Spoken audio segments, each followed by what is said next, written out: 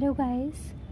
तो जैसा कि आपको स्क्रीन पे दिख रहा है, कल मेरा साइंटिफिक असिस्टेंट का पेपर था 15 दिसंबर को पहली शिफ्ट में।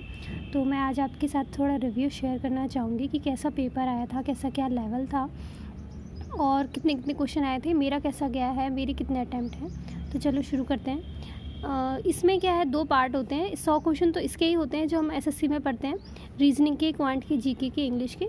तो सबके 25-25 क्वेश्चन आते हैं। और जो पार्ट सेकंड था, ये कंप्यूटर साइंस के ओनली 100 क्वेश्चन आते हैं। तो इसमें क्या था, रीजनिंग के इन सब के आए थे।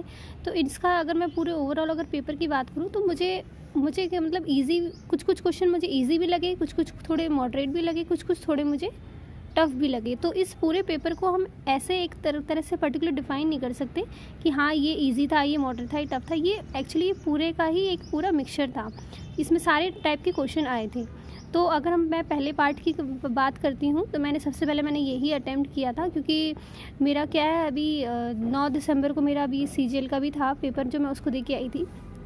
तो मेरे पास सिर्फ 4 दिन ही बचे थे मैंने कंप्यूटर साइंस पढ़ने के लिए। फिर भी मैंने चलो दे के आई थी, मैं अपना थोड़ा 100% अपनी तरफ से तो दे के आई हूँ। बाकी देखते हैं क्या होता है। तो चलिए शुरू करते हैं। रीजनिंग की मैं बात करूँ तो रीजनिंग ईजी भी था, मॉडरेट भी था, और कुछ क्वेश्चंस मुझे थोड़े से ऐसे लगे थे जो वो बन नहीं रहे थे। काफ़ी मैंने अपना टाइम लगाया भी था, लेकिन वो नहीं बन रहे थे।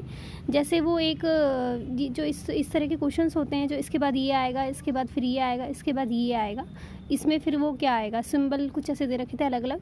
तो मैंने वो काफ़ी सोचा, लेकिन मुझे तो समझ में नहीं आया कि वो क्या सीक्वेंस फॉलो कर रहा है। तो कुछ ऐसे क्वेश्चंस थे जो मैंने काफ़ी सोचा, पर वो नहीं बने। तो पता नहीं शायद औरों से बने कि नहीं बने, लेकिन मुझसे नहीं बने। तो इस तरह से मैंने रीजनिंग में जो अटैम्प्ट किए हैं, मेरी रीजनिंग में अटैम्प्ट 21 हो पाए थे।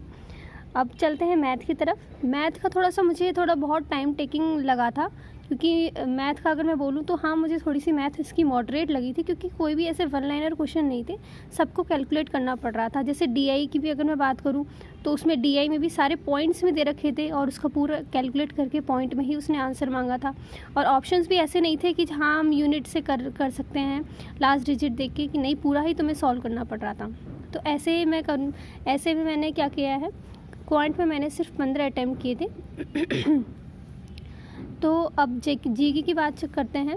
तो जीके में भी मतलब मैंने सिर्फ 8 ही किए हैं, क्योंकि मैं गलत नहीं करना चाहती थी, मेरे को कोई तिक्का नहीं मानना था। मुझसे जो बने हैं मैंने सिर्फ वही लगाए हैं। और इंग्लिश की बात करें, हाँ इंग्लिश थोड़ी सी मतलब मान सकते हैं, हाँ डुएबल भी थी, तो मैंने इंग्लिश में भी 21 किए हैं।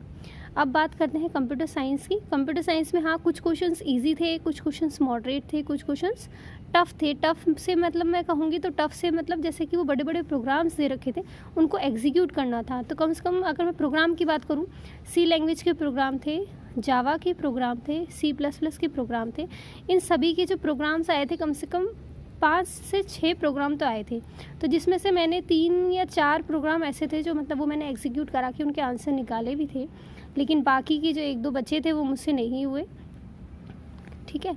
तो मैं अगर अपने अटैम्प्ट की बात करूँ कंप्यूटर साइंस में, तो कंप्यूटर साइंस में मैंने 71 किए हैं टोटल मिला के। अब बाकी तो पता चलेगा मैंने कितने सही अटैम्प्ट किए हैं, कितने गलत किए हैं। बाकी मैंने अपनी तरफ से तो मैंने सही ही लगाए हैं, क्योंकि कई बार ऑप्शंस में देख के ऐसा लगता है हाँ ये भी सही लग रहा है, ये भी सही लग रहा है। बाकी तो जब आंसर की आएगी जब भी पता चलेगा। लेकिन मैं इस अगर पूरे पेपर की बात करूँ तो मैंने अटैम्प्ट किए हैं 200 में से 136 अटैम्प्ट किए हैं। और आप लोगों ने कितने अटैम्प्ट किए हैं, आपका पेपर कैसा गया है, आप भी शेयर करके बता सकते हैं कि आपको पेपर कैसा लगा। मुझे पेपर का लेवल थोड़ा ऐसा लगा था, मैंने आपको बता दिया है। तो चलो ठीक है, बाय बाय, टेक केयर, मिलते हैं अगली वीडियो में।